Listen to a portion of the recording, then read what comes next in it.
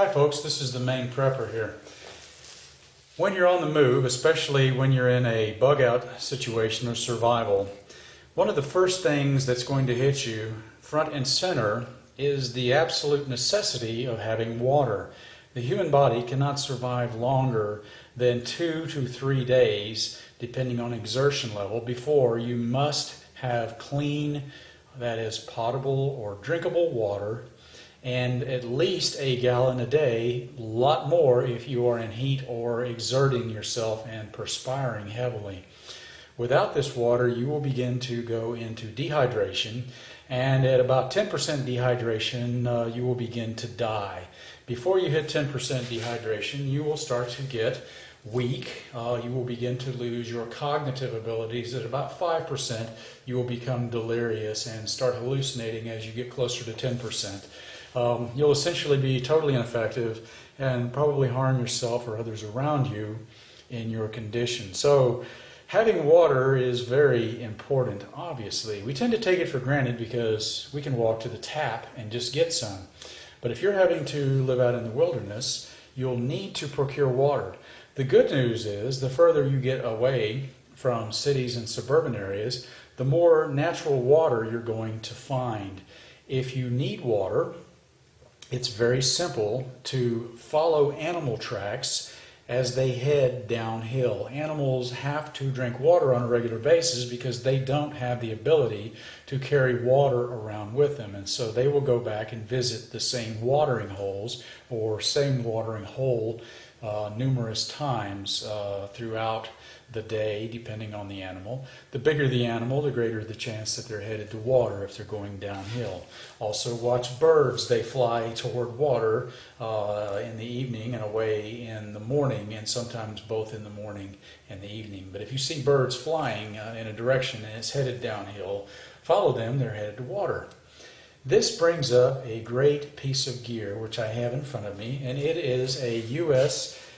government issue 5-quart canteen, collapsible type, 1 each, also referred to sometimes as a 5-quart jungle canteen. Now I have fairly big hands, so please don't misinterpret something here, and I've taken off all my rings so they don't snag, but I left on this watch because it's a very important gift from my girlfriend.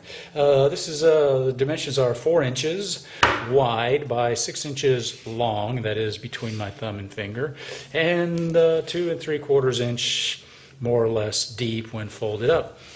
The canteen is in 2 main components, which consists of an outside nylon sleeve and an inside plastic, very heavy-duty polyethylene type bag. If we pull the Velcro strip apart on the bottom, which I'm doing here, and I'm going to back this video out just a bit. Thank you. Please bear with me. All right. Let's look at the cap first. The cap is a heavy-duty plastic cap that screws off. It's attached by a piece of nylon cord that's tied and burned off on both ends. You may want to retie that because you don't want to lose your cap, obviously, when you're getting water. And it's made by Crown, probably the same Crown company that makes soft drinks. Inside is a rubberized gasket for the lid. If this gasket, and you buy a used one and there's no rubber gasket in here, you'll need to replace that otherwise, and sometimes the older ones, they dry out and deteriorate. If you get a used one and it's leaking water, two things you can do. One of them is you can get Teflon tape and wrap it around the edge here, but you'll have to keep redoing that. The other one is going to be to get some petroleum jelly and rub it on the threads. You want to understand that if you drink directly out of this bottle, the petroleum jelly will taste a little funny, but it's better than leaking water everywhere. All right, inside you'll also see there is a stainless steel screen, and it's not a really fine mesh like a screen window. It's actually very large and porous. It'll keep minnows and large sticks out.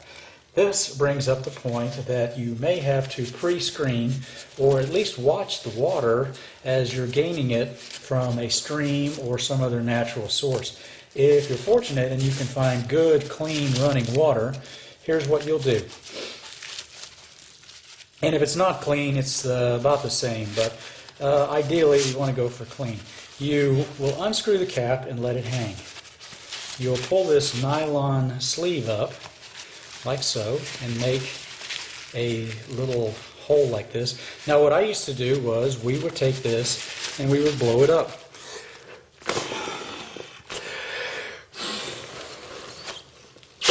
If you can blow it up and make it explode, you're a very strong person.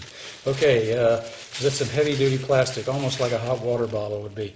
And you would simply now grab it, now that it's somewhat open, grab it by the sleeve here and cuff it in so you can hang on to it, and stick this down in the water, and you can watch the water as it flows past your hand, and you can narrow the mouth of this to kind of filter things out. Alternatively, if you get a little bit of water in there, you can dip this down and not let the water go over the top of this sleeve and let it soak through. It takes a bit longer that way, and that can be a problem. Another consideration may be that you are getting water from some farmer's hose tap, and you don't want to be seen, so you just go up. You're going to dump your water in here very quickly and run away, obviously. But not having any sort of water carrying, you can still go to like a junkyard or a landfill and find old Gatorade bottles and all of these plastic water bottles folks throw away and tie some parachute cord on. However, there's something about this bag that's also very useful, and that is these nylon tie strings on the edge. This is also considered a flotation device. It has 5 quart capacity, and again, we would blow this up.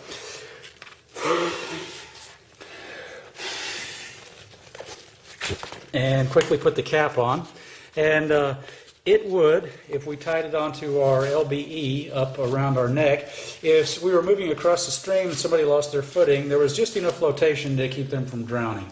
It's not going to keep you buoyant to where your upper body is hanging out of the water. There are instructions on the back for how to use this to procure water.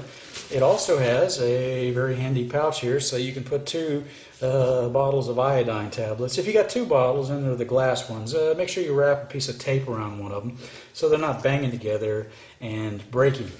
These buttons on the side allow you to have access to the nylon, through the nylon pouch to the plastic water bottle on the inside, and I will open this up so that you can see essentially the construction.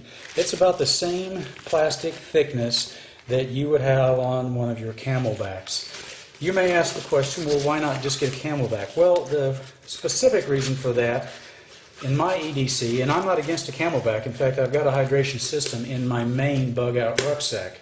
However, in my EDC bag, which is much smaller, it's like a little small sear kit, essentially, and I'm going to show you that when it's all put together later.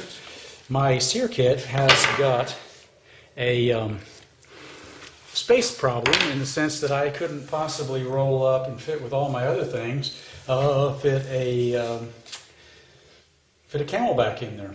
And I have a camelback that I may be carrying extra, but if I lose it, I will still have this that I can carry with me, and I can always have an additional 5 quarts of water. Another consideration is that if my entire rucksack, bug-out rucksack is with me, I'll have this plus my hydration system inside, which is 3 liters in and of itself, and then I have a much larger hydration pack as well in my truck. So this just gives us an extended capacity, but it's also there if you wind up getting separated from all your gear and all you've got is your EDC with your pistol and a few other things in there. You're going to have one of the most, the ability to procure and to carry one of the most essential items that you can possibly imagine, and that's going to be some water. All right, you can get these on eBay for about 20 bucks, and unfolded, the dimensions on this are roughly 12 by 13, 15 if you count the bottle on the top, and maybe 3-4 inches thick if you fill it up with water.